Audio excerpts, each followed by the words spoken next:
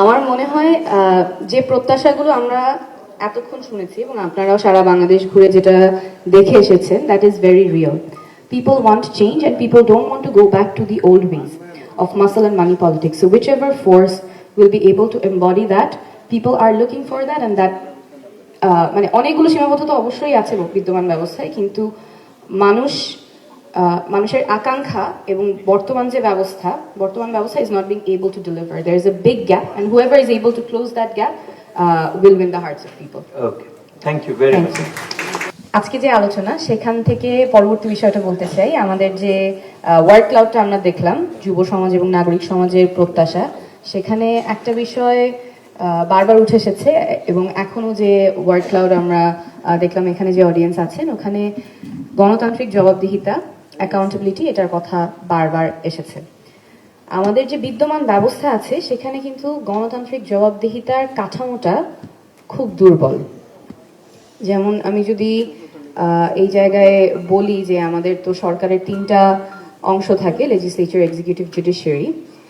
By definition legislature অর্থাৎ যারা আমাদের এমপি হন, আমাদের সংসদে যান, জনগণের ভোটে সংসদে যাচ্ছেন, কিন্তু তারা দলের বিরুদ্ধে ভোট দিলে আর এমপি থাকতে পারবেন না। অর্থাৎ জনগণের ভোটে তারা সংসদে যাচ্ছেন জনপ্রতিনিধি হওয়ার জন্য, কিন্তু জনপ্রতিনিধি হওয়ার উপায়টা তাদের জন্য সাংবিধানিকভাবেই বন্ধ করা আছে। কারণ তিনি যদি দলের বিরুদ্ধে কোনো আইনের ক্ষেত্রে ভোট দেন, তাহলে তিনি আর এমপি থাকতে পারছেন না। এটা গেল আমাদের লেজিসলেচার। এক্সিকিউটিভ যে ব্রাঞ্চটা আছে, নির্বাহী বিভাগ, সেখানে আমি শুধু ক্যাবিনেটের কথাই বলছি। ক্যাবিনেটকে কে জবাবদিহিতা করবে? সংবিধানে আছে ক্যাবিনেটকে জবাবদিহি করবে পার্লামেন্ট, কিন্তু পার্লামেন্টেরও আবার হাত পা বাঁধা, কারণ তারা দলের বিরুদ্ধে ভোট দিতে পারছেন না। আমাদের যে মন্ত্রীরা আছেন, প্রধানমন্ত্রী আছেন, তিনি যদি দুর্নীতি করেন, তাহলে জবাবদিহিতা কে নেবে? দুর্নীতি দমন কমিশন। কিন্তু দুর্নীতি দমন কমিশনের যে কমিশনার, তাকে নিয়োগ দিবেন প্রেসিডেন্ট, এবং প্রেসিডেন্টের এই কাজটা করতে হবে প্রধানমন্ত্রীর সাথে পরামর্শ করে। তো তাহলে তো আমরা একটা জবাবদিহিতার ব্যবস্থায় থাকতে পারলাম না। যে যার জবাবদিহিতা নিবে, সেই তাকে নিয়োগ করছে। তাহলে এখানে জবাবদিহিতার কাঠামোটা খুব দুর্বল থাকছে। মানবাধিকার যদি লঙ্ঘন করে যারা ক্ষমতায় আছেন, যারা এমপি আছেন, মন্ত্রী আছেন বা প্রধানমন্ত্রী আছেন, তারা যদি মানবাধিকার লঙ্ঘন করেন, তখন সেক্ষেত্রে জবাবদিহিতাটা কে করবে? কোন প্রতিষ্ঠান করবে? মানবাধিকার কমিশন করতে পারে, কিন্তু মানবাধিকার কমিশনের ক্ষেত্রেও যারা মানবাধিকার কমিশনের কমিটিতে থাকবেন, সেখানে যারা থাকবেন তাদের যে বাছাই কমিটিতে আছেন আইনমন্ত্রী, স্বরাষ্ট্রমন্ত্রী। তো আইনমন্ত্রী যদি মানবাধিকার লঙ্ঘনের ক্ষেত্রে তিনি যদি অ্যাকিউজড হন, তাহলে তাকে যে জবাবদিহিতা করবে, তিনি তার নিয়োগকর্তা। মানবাধিকার কমিশনের এবার আরো কঠিন হয়েছে, এবার ক্যাবিনেট সেক্রেটারিকে এর ভিতরে ঢুকিয়ে দেওয়া হয়েছে, তো আরেক সমস্যা হয়ে গেছে। এখানে কয়েকজন আছেন, যেমন আইন কমিশনের চেয়ারম্যান, ক্যাবিনেট সেক্রেটারি আগেই ছিলেন, মন্ত্রিপরিষদ সচিব, জাতীয় সংসদের স্পিকার কর্তৃক মনোনীত 2 জন সংসদ সদস্য, যার মধ্যে একজন সরকারি দলের, একজন বিরোধী দলের। অর্থাৎ এখানে আসলে নিরপেক্ষতা, যেটা এগেন অনেকবার এসেছে, নিরপেক্ষতাটা এনশোর করে এবং জবাবদিহিতা এনশোর করার কাঠামো বিদ্যমান ব্যবস্থায় খুবই দুর্বল, এবং এটাই আমরা বারবার হতে দেখেছি। যদি আমি মানবাধিকার কমিশনের ক্ষেত্রে বাছাই কমিটির মধ্যে তো নিউট্রালিটি এনশোর করার ব্যবস্থাটা নাই, কারণ আইনমন্ত্রী থাকবেন, স্বরাষ্ট্রমন্ত্রী থাকবেন, জাতীয় সংসদের স্পিকার থাকবেন।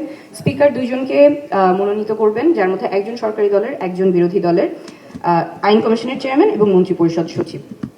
এইটা হচ্ছে বাছাই কমিটি। বাছাই কমিটি থেকে তারপরে রাষ্ট্রপতি নিয়োগ করবেন। রাষ্ট্রপতি অবশ্যই কাজ করতে পারে না প্রধানমন্ত্রীর পরামর্শ ছাড়া, এক্সেপ্ট অনলি 2 থিংস। সো এই জায়গায় আমাদের জবাবদিহিতার কাঠামোটা নাই। অর্থাৎ প্রধানমন্ত্রী যদি দুর্নীতি করে বা মানবাধিকার লঙ্ঘন করে, তাকে জবাবদিহি করার জন্য যে সাংবিধানিক প্রতিষ্ঠানগুলো আছে, সেই সাংবিধানিক প্রতিষ্ঠানগুলো নিরপেক্ষভাবে কাজ করার ক্ষেত্রে অনেক বড় বাধা, কারণ যাকে তার জবাবদিহিতা করতে হবে, সেই তার নিয়োগকর্তা। জুডিশিয়ারির ক্ষেত্রে Chief Justice will be appointed by President. President is appointed by members of Parliament. And again, we know members of Parliament এর ক্ষেত্রে ইন্ডিপেন্ডেন্টলি অ্যাক্ট করার যে সীমাবদ্ধতাগুলো আছে।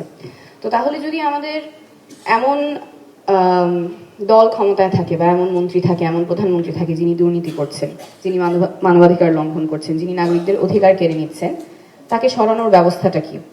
কারণ আমাদের জবাবদিহিতাকারী যে প্রতিষ্ঠানগুলো, সেগুলো তো খুবই দুর্বলভাবে আছে, জবাবদিহিতা এনশোর করার মেকানিজমটা নাই। সরানোর উপায় তাহলে নির্বাচন, 5 বছর পর পর নির্বাচন করে, যে এই সরকার যদি মানুষের পক্ষে কাজ না করতে পারে, মানবাধিকার লঙ্ঘন করে, দুর্নীতি করে, তাহলে 5 বছর পর পর নির্বাচনের মাধ্যমে জনগণ তখন রায় দিবে যে এই দল আর ক্ষমতায় থাকতে পারবে না। কিন্তু আমরা ওই জায়গাটাও বারবার দেখেছি যে নির্বাচন ব্যবস্থা বারবার ট্যাম্পার করা হয়েছে, রিগ করা হয়েছে।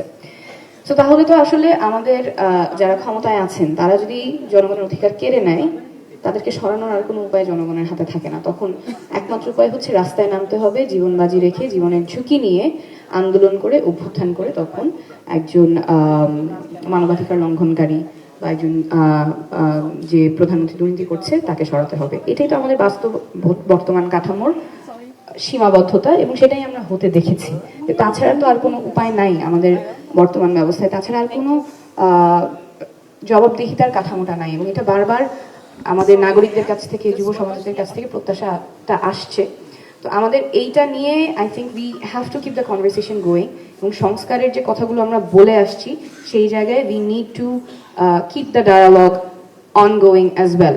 কারণ এই বিদ্যমান ব্যবস্থায় জবাবদিহিতা এনশোর করা খুবই ডিফিকাল্ট, কাঠামোটা খুবই দুর্বল। আমি যদি আমার জনপ্রতিনিধির জবাবদিহিতা নিশ্চিত না করতে পারি, যাদের হাতে পাওয়ার থাকবে অ্যাবিউজ করার এবং ইউজ করার, তার জবাবদিহিতা এনশোর না করতে পারলে, how would be ensure that rights of people will be protected? Thank you. আপনি খুব সুন্দরভাবে বলেছেন এই কাঠামোর বৈপরীত্যগুলো এবং সীমাবদ্ধতা। তো ওই মঞ্জু ভাই যেটা বলছিলেন, আপনিও তো একই রকম ভাবে নতুন বন্দোবস্তের জন্য সংগ্রাম করেছেন। কি হলো ঘটনা? সংগ্রাম তো চলছে। উনি রাজনীতিবিদদের মতো উত্তর দেওয়া শিখে গেছে না?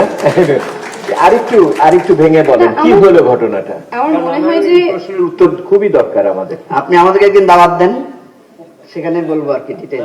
না, আমি এই মানুষদের প্রত্যেকদিন আনতে পারবো না, অনেক খরচ। হ্যাঁ, বলেন। আচ্ছা, আমার মনে হয় যে প্রত্যাশাগুলো আমরা এতক্ষণ শুনেছি এবং আপনারাও সারা বাংলাদেশ ঘুরে যেটা দেখে এসেছেন, that is very real. People want change and people don't want to go back to the old ways of muscle and money politics. So whichever force will be able to embody that, people are looking for that, and that মানে অনেকগুলো সীমাবদ্ধতা অবশ্যই আছে বিদ্যমান ব্যবস্থায়, কিন্তু